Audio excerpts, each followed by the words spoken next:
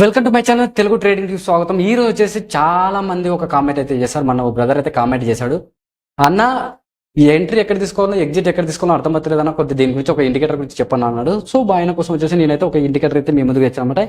ఈ indicator only trading వ్యూలో మాత్రమే పనిచేస్తుంది అనమాట. మిగతా దానిలో బ్రోకర్ అకౌంట్లో అయితే రాదనమాట. సో చాలా మంది వచ్చేసి బ్రోకర్ అకౌంట్లో మనం ఇండికేటర్ పెట్టాల్సిన అవసరం లేదు. మనం ట్రేడింగ్ వ్యూలో చూసుకొని మనం బ్రోకర్ అకౌంట్లో ట్రేడ్ చేస్తే ఈజీగా మనీ అయితే ప్రాఫిట్ అయితే తీయొచ్చు అనమాట. సో అది ఎలా అనేది మీకు ఈ వీడియోలో చెప్తా. ముందు వచ్చే ఈ వీడియో లాస్ట్ వరకు అయితే చూడండి. మన ఛానల్ వచ్చేసి ట్రేడింగ్ సంబంధించిన అన్ని వీడియోస్ అయితే మన ఛానల్ అయితే అవైలబుల్ ఉన్నాయి. బట్ మీరు మా ఛానల్ సపోర్ట్ చేయండి, లైక్ చేయండి, షేర్ చేయండి, మీకు ఏదైనా డౌట్ కామెంట్ చేయండి. నెక్స్ట్ అలాంటి వీడియో కూడా మీకు అప్డేట్ అయితే చేస్తాను అనమాట. ఓకేనా, ముందుకు వచ్చేసి టాపిక్లో వెళ్ళిపోదాం. ఈరోజు వచ్చేసి నేనైతే ట్రేడింగ్ వ్యూ అయితే ఓపెన్ చేస్తున్నా. ట్రేడింగ్ వ్యూ ఓపెన్ చేయగానే మనకి ఇంటర్ఫేస్ ఈ విధంగా ఉంది.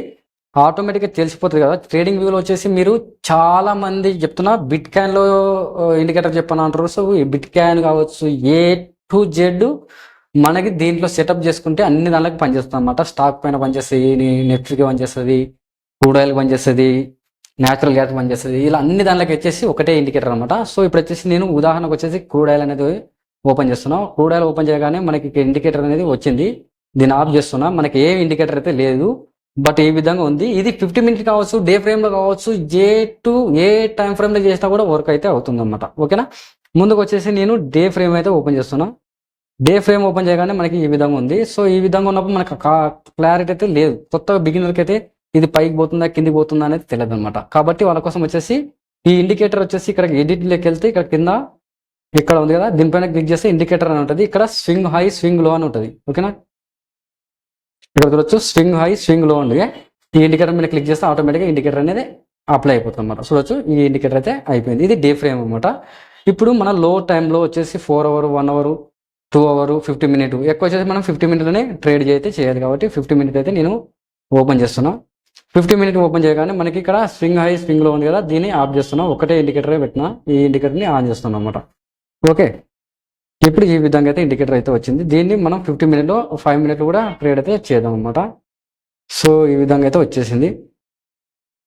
సో ఈ విధంగా వచ్చేసింది కదా. ఈ విధంగా వచ్చిన తర్వాత ఇక్కడ చూడొచ్చు మనకి ఇది ఇక్కడ చూడొచ్చు మనకి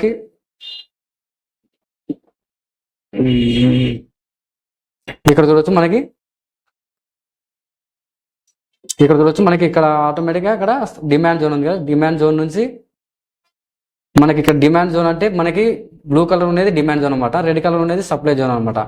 ఎప్పుడైతే ఈ క్యాండిల్ అనేది ఈ బ్లూ లైన్కి వస్తుందో అప్పుడు ఆటోమేటిక్గా ఇక్కడ సప్లై డిమాండ్ జోన్ అంటే బయ్యర్స్ ఉంటారని లెక్క, సప్లై జోన్ అంటే అక్కడ సెల్లర్స్ ఉంటారని లెక్క.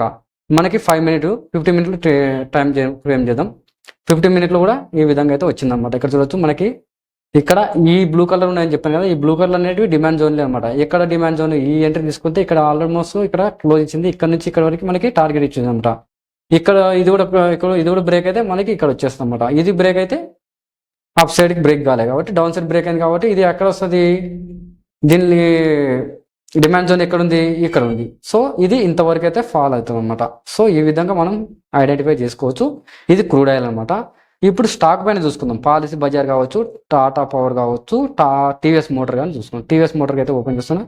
స్టాక్ పైన కూడా చాలా చాలా సూపర్గా అయితే వర్క్ అవుతుంది. సో ఇప్పుడైతే మార్కెట్ క్లోజ్ అయిపోయింది. ఇక్కడ చూడొచ్చు మనకి డిమాండ్ ఏరియాలో క్యాండిల్ క్లోజ్ అయింది. ఇక్కడ నుంచి మనకి ర్యాలీ చూడొచ్చు, మీరు చూడండి బాగా 2350 ఎక్కడి నుంచి దాదాపు అంటే ఎంతవరకు వెళ్ళింది, ఇది 2439 పాయింట్లకి అయితే వెళ్ళింది అనమాట. సో ఇక్కడ నుంచి అక్కడ డైరెక్ట్గా అక్కడికి బుక్ చేసుకోవచ్చు అనమాట. అక్కడికి వెళ్ళిన తర్వాత మనకి ఏమైంది, ఎప్పుడైతే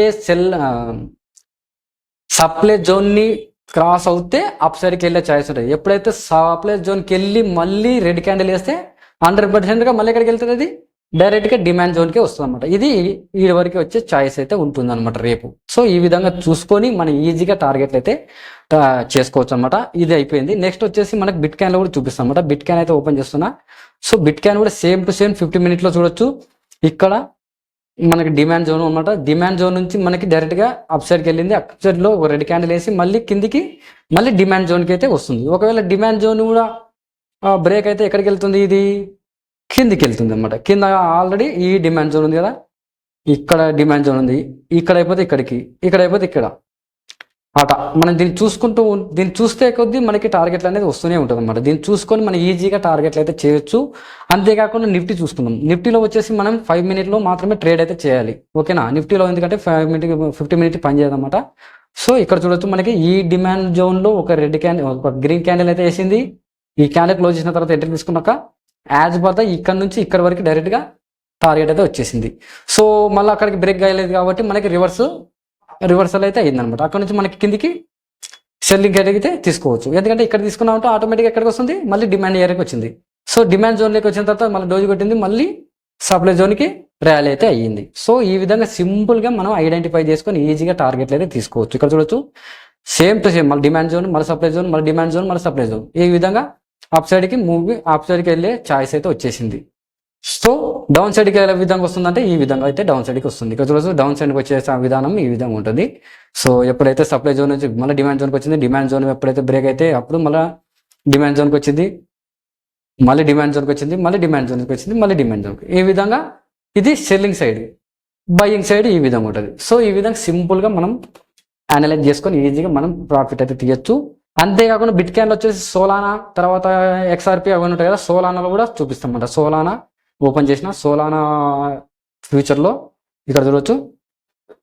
ఇప్పుడైతే ఇక్కడ ఒక గ్రీన్ క్యాండిల్ అయితే వేసింది. ఈ గ్రీన్ క్యాండిల్ ఎక్కడ తీసుకుందంటే సపోర్ట్ ఇక్కడ తీసేసుకుందన్నమాట. సో ఇక్కడ ఆల్రెడీ డిమాండ్ జోన్లోనే సపోర్ట్ వేసుకుంది కాబట్టి ఇది అప్ సైడ్కి వెళ్ళే ఛాయిస్ అయితే ఉంటుంది అన్నమాట. ఇక్కడ చూడొచ్చు ఈ విధంగా మార్క్ వేసుకొని ఇప్పుడు ఈ గ్రీన్ క్యాండిల్ ఎక్కడికి వెళ్తుంది, ఇక్కడ వరకు వెళ్తుంది అనమాట. ఇక్కడ చూడొచ్చు ఈ గ్రీన్ కలర్ వరకు అయితే వెళ్తుంది అనమాట. సో ఈ విధంగా ఈజీగా అయితే ఈ ఇండికేటర్ చాలా వర్క్ఫుల్ అవుతుంది.